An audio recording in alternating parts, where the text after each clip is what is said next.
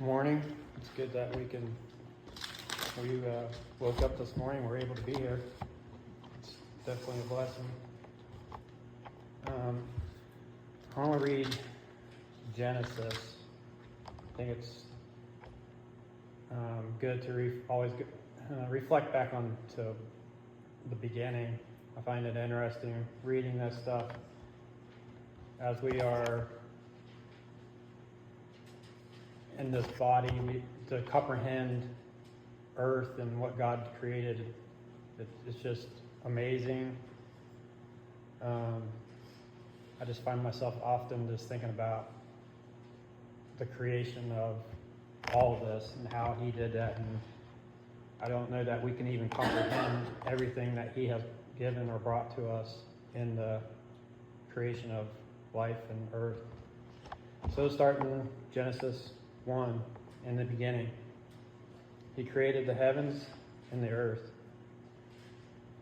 without form and void, and darkness was on the face of the deep, and the Spirit of God was hovering over the face of the waters. Then God said, "Let there be light," and there was light. And God saw the light, that it was good. And God divided the light from the darkness. God called the light day, and the darkness He called night. So the evening and the morning were the first day. Then God said, "Let there be a firmament in the midst of the waters, and let it divide the waters from the waters." Thus God made the firmament and divided the waters which were under the firmament from the waters which were above the firmament. And it was so. And God called the firmament heaven, and so the evening and the morning were the second day. Then God said, "Let the waters under the heavens be gathered together into one place, and let the dry land appear." And it was so. And God called the dry land earth, and the gathering together of the waters He called the seas. And God saw that it was good. Then God said, "Let the earth bring forth grass, the herb that yields the seed, and the fruit tree that yields fruit according to its kind, whose seed is in itself on earth." And it was so. And the earth brought forth grass, the herb that yields seed according to its kind, and the tree that yields fruit, whose seed is in itself according to its kind. And God saw that it was good. So the evening and the morning were the third day.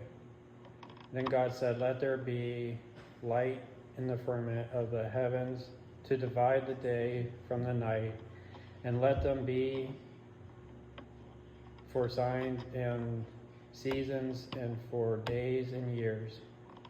And let them be the lights in the firmament and the heavens to give light on the earth." And it was so. Then God made two great lights, the greater light to rule the day, and the lesser light to rule the night. He made the stars also. God sent them in the firmament of the heavens to give light on the earth, and to rule over the day and over the night, and to divide the light from the darkness. And God saw that it was good. So the evening and the morning were the fourth day. Then God said, "Let the waters abound in abundance of living creatures, and let the birds fly above the earth and across the face of the firmament of the heavens." So God created great sea creatures, and with every living thing that moves, with which the waters abound according to their kind, and every winged bird according to its kind. And God saw that it was good. And God blessed them, saying, Be fruitful, multiply, and fill the waters and the seas, and let the birds multiply on the earth. So the evening and the morning were the fifth day. Then God said, Let earth bring forth the living creature according to its kind, cattle and creeping things and beasts of the earth, each according to its kind. And it was so. And God made the beasts of the earth according to its kind, cattle according to its kind, and everything that creeps on earth according to its kind. And God saw that it was good.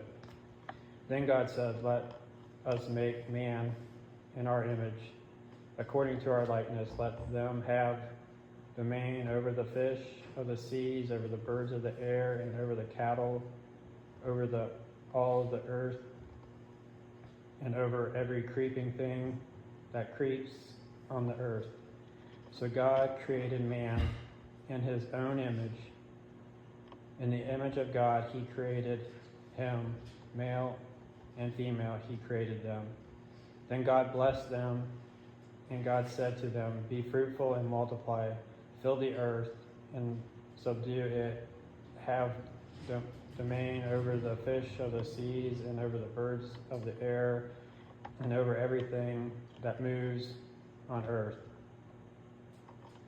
And God said, See, I have given you every herb that yields seed, which is on the face of all the earth, and every tree whose fruit yields seed, to you it shall be for food.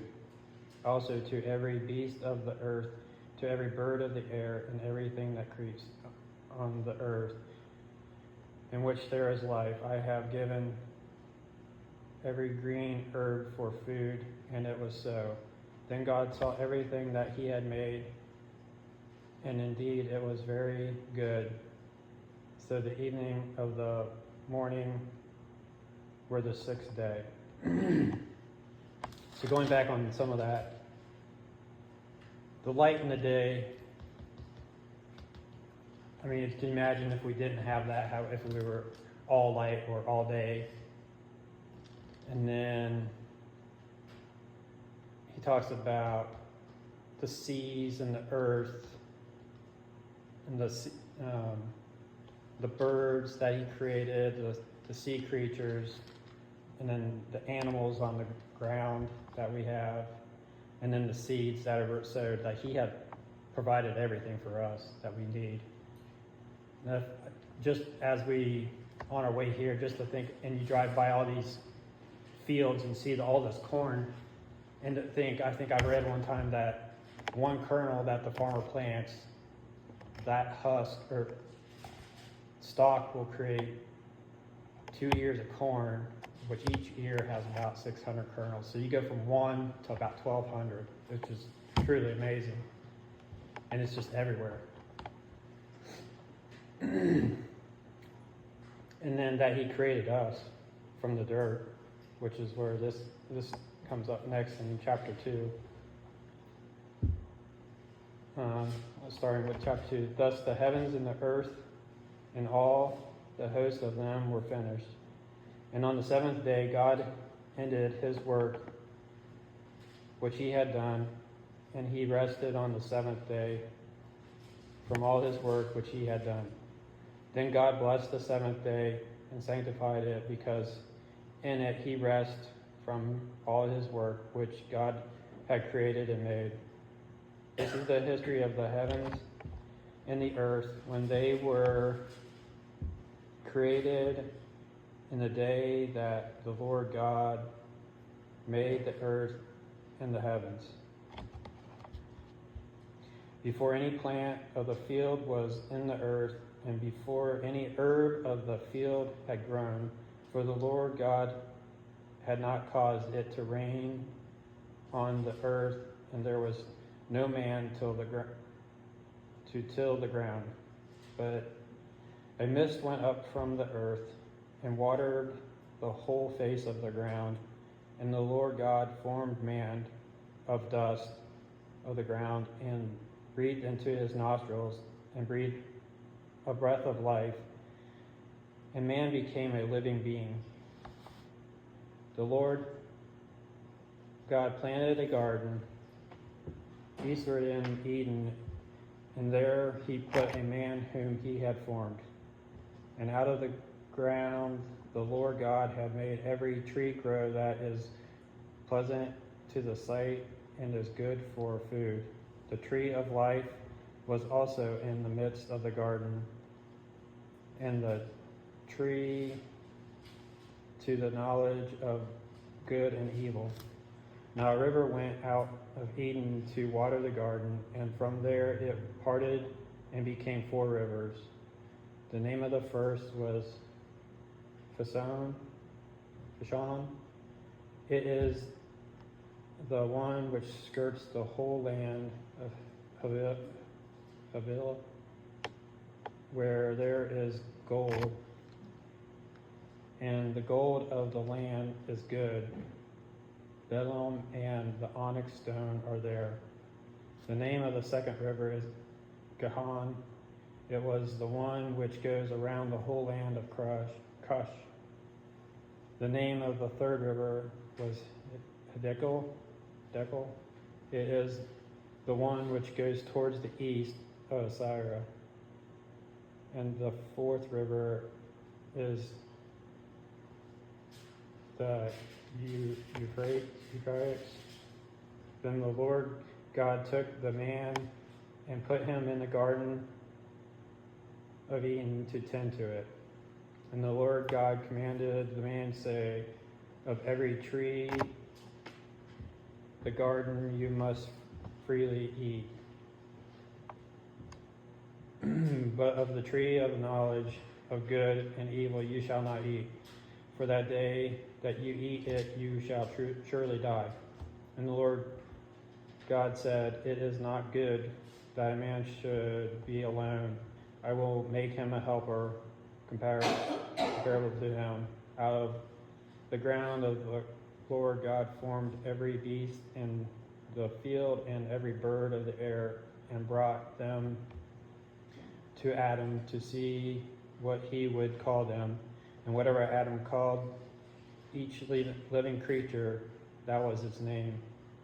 So Adam gave names to all cattle, to the birds of the air, and to every beast of the field. But Adam was not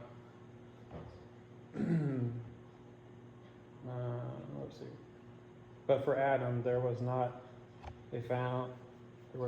found a helper comparable to him. And the Lord God caused a deep sleep to fall on Adam, and he slept, and he took one of his ribs and closed up the flesh in its place. Then the rib which the Lord God had taken from man, he made into a woman, and he brought her to the man and Adam said, this is now bone of my bones and flesh of my flesh. She shall be called woman, because she was taken out of man. Therefore man shall leave his father and mother and be joined to his wife, and they shall become one flesh. And they were both naked. The man and his wife were not ashamed. So, that's all that is just amazing, that he was able to make the man out of dirt, put him in a deep sleep, remove a part of his body, and create another being, and then tell them to multiply. And that's the only way we can multiply, is with a woman and man. Like, as far as I know, we have a lot of smart people on this earth that can do a lot of things, but I don't think we can multiply or make people from dirt. we have our hands in a lot of stuff that we probably shouldn't, dealing with life and that, but we can't do that, what he did.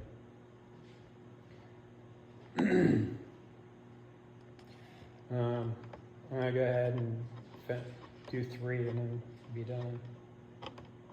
For Genesis 3, first Genesis 3. Now the serpent was the temptation and the fall of man. Now the serpent was more cunning than any beast of the field which the Lord God had made.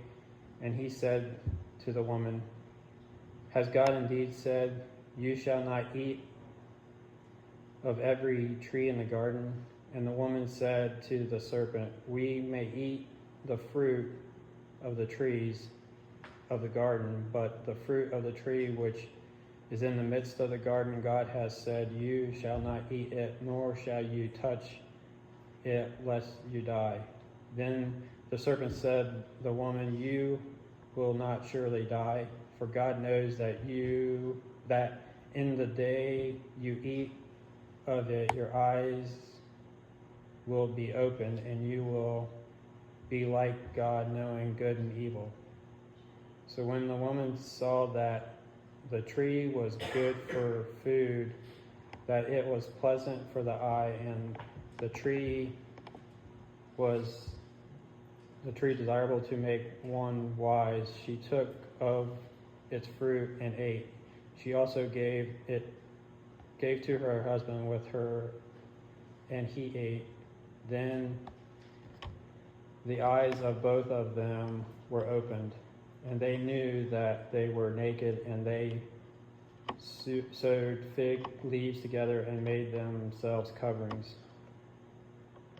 And they heard the sound of the Lord God walking in the garden in the cool of the day, and Adam and his wife hid themselves from the presence of the Lord God among the trees of the garden. Then the Lord God called to Adam and said to him, Where are you? So he said, I heard your voice in the garden and was afraid because I was naked, and I hid myself. And he said, Who told you that you were naked? Have you eaten from the tree which I commanded that you should not eat? Then the man said, The woman whom you gave to be with me, she gave me the tree, and I ate. And the Lord God said to the woman, What is this that you have done? The woman said, The serpent deceived me, and I ate. So the Lord said to the serpent, Because you have done this, you are cursed more than all cattle, and more than every beast in the fields. On your belly you shall go, and you shall eat dust all the days of your life, and I will put enmity in between you and the woman, and between your seed and her seed. You shall bruise your head, and you shall bruise his heel. To the woman he said, I will greatly multiply your sorrow in your conception, and pain you shall bring forth children. Your desire shall be for your husband, and he shall rule over you. Then to Adam he said, Because you have heeded the voice of your wife, and have eaten from the tree of which I commanded you, saying, You shall not eat of it. Cursed is the ground for your sake, and toil you shall eat of it all the days of your life. Both thorns and thistles it shall bring forth you, and you shall eat the herb of the field. In the sweat of your face you shall eat bread, till you return to the ground, for out of it you were taken, for dust you are, and dust you shall return. And Adam called his wife's name Eve, because she was the mother of all living. Also, for Adam and his wife, the Lord God made tunics of skin and clothed them. Then the Lord God said, Behold, the man who has become like one of us, to know God, good and evil, and now, lest he put out his hand and take also the tree of life and eat and live forever. Therefore the Lord God sent him out of the Garden of Eden to till the ground from which he was taken. So he drove out the man, and he placed cherubim at the east of the Garden of Eden, and flaming sword which turned every way to guard the way to the tree of life. So with that, I want to end with there, but again, going back to the beginning, I just think there was some stuff I was looking up about Earth and this is, I mean, it's hard. I don't know how people can measure this. It's just like you have to believe it. And it says that pretty much here in Ohio that we are rotating on the Earth's axis at 750 miles per hour. And the Earth is rotating around the sun at 67,000 miles per hour, which is just like unbelievable to think about. And then it went on to also say that in the galaxy, the Earth, the sun, and all the planets that we know of is going around this galaxy at 447,000 miles per hour. Like, I don't know if that's real. It's hard to believe. But when they talk about us being able to burn up, like if we didn't have the atmosphere to protect us from those speeds, I mean, there's the way we could burn up and not even know anything happened. And then, us as humans, probably the fastest we've been is 400 or 500 miles an hour in a plane. And it's hard to even tell when you're in the plane until you have something a fixed point that you're going by to know that you're even going that fast. So I find that very interesting just to think about the everyday stuff that we get caught up in and just to think about that. So I'm in with that. Let's stand and sing number 576.